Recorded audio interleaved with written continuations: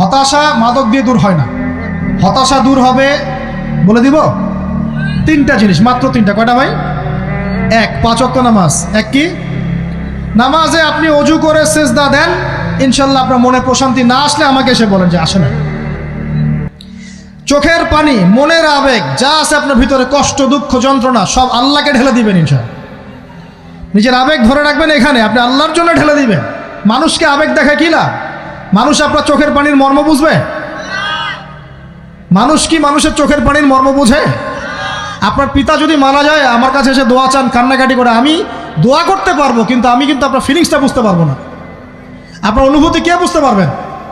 আল্লাহ পাক আপনার ঘাড়ের রগের চেয়েও কাছে আছে। সুবহানাল্লাহ, সুবহানাল্লাহ, আল্লাহ পাক ঘাড়ের রগের চেয়ে কাছে আছে। গতকালকে বাংলাদেশের একজন বরেণ্য আলেমের সাথে একটা কনফারেন্সে ছিলাম। উনি বলছিলেন যে এক ব্যক্তি, এটা শোনেন, এক ব্যক্তি খুব তার শখ যে তিনি সাহাবীদের মতো নামাজ পড়া শিখবেন। কথা বুঝতে পারছেন? সাহাবীদের মতো নামাজ শিখবেন। তো একজন বরেণ্য আলেমের কাছে এসেছেন, এসে বলছেন যে আমাকে সাহাবীদের মতো নামাজ শিখিয়ে দেন। তখন সেই আলেম আরেকজন আলেমের সন্ধান দিয়েছেন, যা তুমি তার কাছে যাও, তিনি শেখাবেন। তো সেই ব্যক্তি একটু অবাক হয়েছেন, কারণ যাকে প্রশ্ন করেছিলেন তিনি অনেক বড় মুহাদ্দিস, আর যার কাছে পাঠানো হচ্ছে তিনি অত বড় মুহাদ্দিস নন, কিন্তু আবেদ, আমল করেন। তাকে গিয়ে বলছেন উনি আমাকে পাঠিয়েছেন সাহাবীওয়ালা নামাজ শিখিয়ে দেন। তখন তিনি বলছেন ঠিক আছে, সুন্দর করে অজু করে আসো, সুন্দর করে অজু করে আসো। অজু করার সময় খালি খেয়াল রাখবা যে আমি অজু করছি শুধু আল্লাহর সন্তুষ্টির জন্য। কি খেয়াল রাখবেন? অজু করছি শুধু আল্লাহকে রাজি খুশি করার জন্য অজু করছে, আর কোনো উদ্দেশ্য নাই আমার। অজু করতে যাচ্ছে, তিনি আবার বলছেন দাঁড়াও, শুধু আল্লাহকে রাজি খুশি করার জন্য অজু করো। আবার শুরু করছেন, আবার বলছেন শোনো, শুধু আল্লাহকে রাজি খুশি করার জন্য অজু করো। এভাবে বলতেই আছেন, নামাজে দাঁড়িয়েছেন, দাঁড়ানোর আগে বলছেন শোনো, শুধু আল্লাহকে রাজি খুশি করার জন্য নামাজ পড়ো। বলতেই আছেন। এক পর্যায়ে সে ব্যক্তি নামাজ শুরু করলো, নামাজে মনোযোগ এদিক ওদিকে যায়, আর তার মাথায় এটা আসে, এই শুধু আল্লাহকে রাজি খুশি করার জন্য আমাকে নামাজ পড়তে হবে, শুধু আল্লাহকে রাজি খুশি করার জন্য নামাজ পড়তে হবে। এই চিন্তা তার মনের মধ্যে ঘুরপাক খাচ্ছে। এভাবে নামাজটা সে শেষ করেছে। শেষ করে চিন্তা করছে যে নামাজ তো পুরোপুরি মনোযোগ দিতে পারলাম না, বারবার মাথার মধ্যে এরকম চিন্তা আসছে, আল্লাহ আমাকে তুমি মাফ করে দাও, নামাজটা আমার মনে হলো না ঠিক মতো। তখন সে ফিরে এসে তার সে ওস্তাদকে বলছেন আমার তো নামাজ এরকম করে পড়লাম, কিন্তু শেষমেশ মনে হলো যে নামাজটা হয়তো কবুল হয় নাই, আল্লাহর কাছে খুব মাফ চাইলাম, আল্লাহ আমাকে মাফ করে দাও, নামাজটা মনে হলো না। তখন সেই যে প্রথম ব্যক্তি যিনি পাঠিয়েছেন তিনি বলছেন এটাই হলো সাহাবীওয়ালা নামাজ। তারা আল্লাহকে রাজি খুশি করার জন্য নামাজ পড়তেন, নামাজ শেষ করে আল্লাহর কাছে ইস্তেগফার করতেন, আল্লাহ কিছুই হলো না, কিছুই হলো না। আমার কথা কি বুঝতে পারছেন? অতএব আল্লাহকে রাজি খুশি করার জন্যে আপনি আপনার আবেগ, আপনার ইবাদত সব ঢেলে দিবেন ইনশাআল্লাহ। অন্য কারো কাছে কিছু পাওয়ার আশা করবো। আমাকে আল্লাহ পাঠিয়েছেন দুনিয়াতে নামাজ পড়তে, রোজা রাখতে, দিনের প্রচার করতে, দিনের জ্ঞান অর্জন করতে, এই তো। তা আমি একজন মেয়ের জন্য জীবন নষ্ট করে দিব কেন? আমি তাহলে আল্লাহর কাছে কি মুখ দেখাবো, আর নবীর কাছে কি মুখ দেখাবো? ওখানে গিয়ে বলবো আল্লাহ আমি আমার অমুক প্রেমিকার জন্য আশেক হয়ে একদম জীবন দিয়ে দিয়েছি, আত্মহত্যা করেছি। গেছে ভাই, যাইতে দেন। যে ব্যক্তি আপনার অবস্থানকে মূল্যায়ন করে নাই সে আপনার যোগ্য ছিল না। এখন আপনি কি করবেন? নিজের অবস্থান উন্নত করেন, আপনার পিছনে লাইন ধরে ঘুরবে ইনশাআল্লাহ। এটাই বাস্তবতা। দুনিয়া খুব খারাপ জিনিস।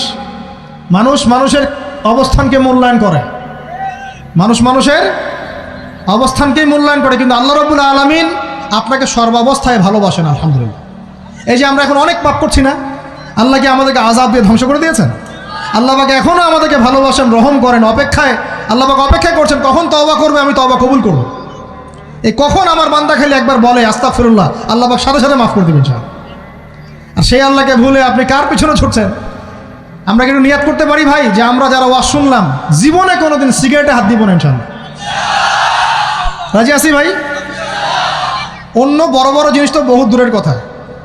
আচ্ছা, অনেকে রাজি হয় নাই কেন? আপনারা কি অলরেডি আসক্ত? আমি অনেক ভাইকে দেখেছি মাশাআল্লাহ ইফতার খুলেই একদম বেনসন টানা শুরু করে। হ্যাঁ, এটা যে হারাম আপনাদেরকে কেউ ওয়াজ করে শোনায় নাই? এটাকে কি মনে করেন আপনারা, হারাম না হালাল? কেউ বলেছে মাকরু, নাকি মাকরু ফতোয়া দিয়েছে?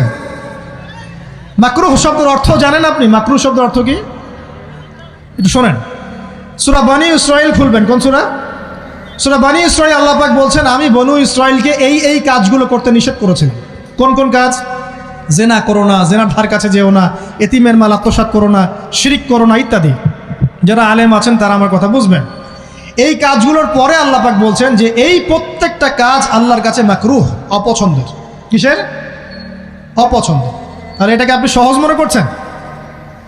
নিয়াত করি আল্লাহ পাকের সন্তুষ্টির জন্য আমরা কোনোদিনও মাদকের সাথে সম্পৃক্ত হব না ইনশাআল্লাহ। আর বিশ্বাস করেন, শুধুমাত্র মাদকদ্রব্য নিয়ন্ত্রণ অধিদপ্তর এই আইন কানুন এগুলো দিয়ে, জরিমানা দিয়ে মানুষকে মাদক ছাড়ানো যাচ্ছে না, যাবে না। কেন যাবে না এটা আপনারা খুব ভালো করেই জানেন, আমি বলতে চাচ্ছি না। অনেক সময় মাদক বিরোধী কনসার্ট করে মানুষ, মাদক বিরোধী কনসার্টে ওঠার আগে এক বোতল ডাইল খেয়ে আসে আগে। এগুলো কি বাস্তব কথা বলছি না অবাস্তব কথা বলছি? আমাদের যুবক ভাইরা কোশ্চিনকালেও মাদকের ধার কাছে যাবেন না ইনশাআল্লাহ। একটা হাদিস খালি মনে রাখেন, এই হাদিসটা মনে রাখেন। নবী সাল্লাল্লাহু আলাইহি ওয়াসাল্লাম বলেছেন, কেউ যদি মাদকদ্রব্য সেবন করে তার 40 দিনের নামাজ কবুল হবে না। সিগারেট একটা খেয়েছি, 40 দিন নামাজ নাই। এরপর যদি সে তওবা করে আল্লাহ মাফ করে দিবে। আবার যদি মাদক খায় আবার 40 দিন কবুল হবে না। যদি আবার তওবা করে আল্লাহ মাফ করে দিবেন। আবারও যদি খায় আবারও 40 দিন কবুল হবে না। আবারও তওবা করলে আল্লাহ আবার মাফ করে দিবেন। চতুর্থবার সে যদি মাদক খায়, আল্লাহ রসুল সাল্লাল্লাহু আলাইহি ওয়াসাল্লাম বলছেন, আল্লাহ পাক কিয়ামতের মাঠে তাকে তিনাতুল খাবাল পান করাবেন। কি পান করাবেন? তিনাতুল খাবাল। সাহাবীরা বললেন, ইয়া রাসূলুল্লাহ, এটা কি তিনাতুল খাবাল? কি? নবী সাল্লাল্লাহু আলাইহি ওয়াসাল্লাম বলছেন, এটা হচ্ছে জাহান্নামীদেরকে আযাব দেওয়ার পর তাদের রক্ত মাংসের যে পুঁজ বের হবে, এই যে ড্রিঙ্কস, জাহান্নামের হার্ড ড্রিঙ্কস, এই ড্রিঙ্কসের নাম হলো তিনাতুল খাবাল।